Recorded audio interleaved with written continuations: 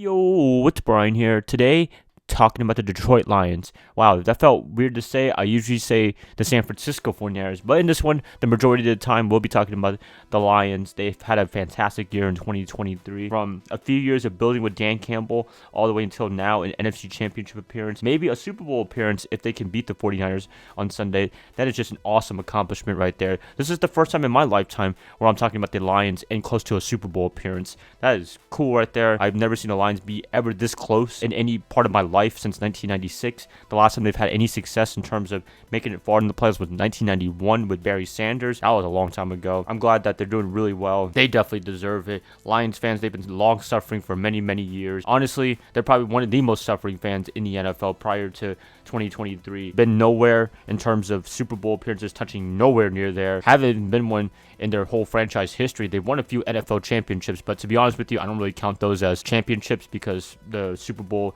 pertains to both AFC and NFC. That's just me. People will say NFL championships count, but in my opinion, they don't count. But hey, to each his own, right? Lions, I mean, they've been so tortured. They even had an 0-16 season in 2008. From all that until now, was it worth the wait? Yeah, probably if you're a Lions fan. I saw that guy during the divisional round against the Buccaneers. He's had season tickets since I believe the 1950s or 1960s. That is insane right there. To be able to withstand all of the suffering that they've had in terms of a franchise, bad football, and just bad decisions from the ownership all the way down to the general manager back in those days. Be able to see how they progressed in 2023. That's a very good sign right there. I'm hoping that this is very sustained success for the Lions. I'm hoping that this is not one of those things where it's just a one-off thing and then they go back to mediocrity. I don't think so. With the foundation that they built under general manager Brad Holmes and Dan Campbell, they're going to be sustainable for the next few years. That's great to hear. Jared Goff, as I said in my previous video, everybody thought, including myself, that he was a placeholder for the Lions. They were going to draft a quarterback, find someone to replace him. No, he is the franchise quarterback.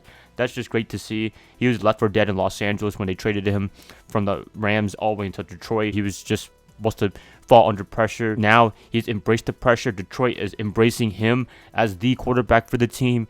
Jared, they're chanting his name. I don't know if he ever thought that was ever going to happen in his career in the NFL, where a city you just have him at the palm of your hands. That's what Jared Goff has. I got to give him much respect there. Hopefully he has a great performance against the 49ers in terms of playing very good competitive football, but you know, at the end of the day, I'm a 49er fan. For Sunday, I hope the Lions lose.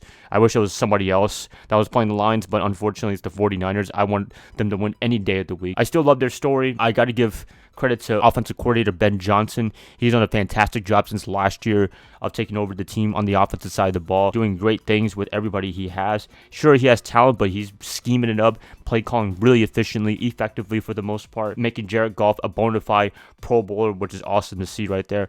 Amon-Ra St. Brown, a fantastic receiver. Sam Laporta, a great tight end. Offensive line is doing really, really well. What more can you ask for in Ben Johnson? You can see why he has a lot of head coaching opportunities to hopefully lead a team and an offense to success to wherever he goes in his future endeavors. Defensively, they are a little bit on the liability side, but they're improving big time. Defensive coordinator Aaron Glenn, I think he could do great things for the Lions next year, assuming that he does stay with the Lions. It's going to get even better. If you're a Lions fan, please be patient on that. I know sometimes it can be frustrating, but they've had some brilliant moments as a team for the defensive side of the ball. Wow, I can't believe that we're talking about the Lions in the NFC Championship game at this point. If you talked about maybe this year when it started, the Lions could make the playoffs, but go to the NFC Championship game, that was a long stretch. Now they're here. They're here to play the 49ers in San Francisco. That is just freaking cool right there. You got to admit that. Even if you're a 49er fan, you got to admit that's pretty cool to see the Lions from all the way in the bottom for many, many years, all the way until now. Prior to Dan Campbell, they had Matt Patricia, who I think just got recently fired by the Philadelphia Eagles as the play caller for the defensive side of the ball. That was just a big disaster right there. I'm pretty sure a lot of you guys remember that if you're a Lions fan. Campbell, very patient, biting people off their kneecaps. I think that's what he said in his first conference. I remember that a few years ago. Now look what he's doing. Big transformation change, and Detroit just looks awesome. They have an awesome environment. And Ford Field against Tampa, wow, that was just some cool, I don't know what you want to call it, very passionate fans, I would say. All white, all blue. That's all I got to pretty much say.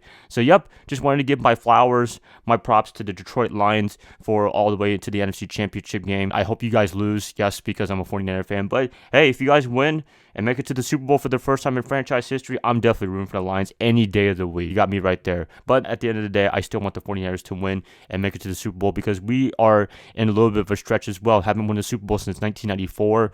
It's been a long time then. I know we have 5 Super Bowl titles, but they feel like ancient history for my generation. I'm hoping that they can get one for my generation, win one in 2023. That's it, guys. Please let me know what you guys think about the Detroit Lions.